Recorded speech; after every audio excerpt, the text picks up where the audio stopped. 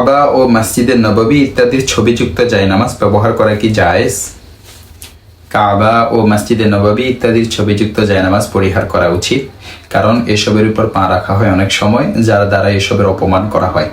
আর এসব ইসলামের নিদর্শনাবলীকে সম্মান করতে বলা হয়েছে, তাই এসব ছবিযুক্ত জায়নামাজ পরিহার করাই উচিত। বাকি এর উপর পা না রেখে বরং সিজদা করলে নামাজ পড়তে কোনো সমস্যা হবে না, মাকরুহ হবে না।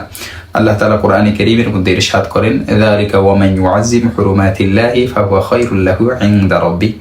এটাই শ্রবণযোগ্য, আর কেউ আল্লাহর সম্মানযোগ্য বিধানাবলীর প্রতি সম্মান প্রদর্শন করলে পালনকর্তার নিকট তা তার জন্য উত্তম। সূরা হজ 30 নং আয়াত। আল্লাহ তাআলা আরো ইরশাদ করেন, যালিকা ওয়া মান ইউআযিম শাআইরাল্লাহ ফাইন্নাহা মিন তাকওয়াল কুলুব। এটাই শ্রবণযোগ্য, কেউ আল্লাহর নামযুক্ত বস্তুসমূহের প্রতি সম্মান প্রদর্শন করলে তা তার হৃদয়ের আল্লাহভীতি প্রসূত। সূরা হজ 32 নং আয়াত। আল্লাহ তাআলা আরো ইরশাদ করেন, ইয়া আইয়ুহাল্লাযীনা আমানু লা তুহিল্লু শাআইরাল্লাহ। হে মুমিনগণ, হালাল মনে করো না আল্লাহ তাআলার নিদর্শনসমূহকে। সূরা মাঈদা 2 নং আয়াত।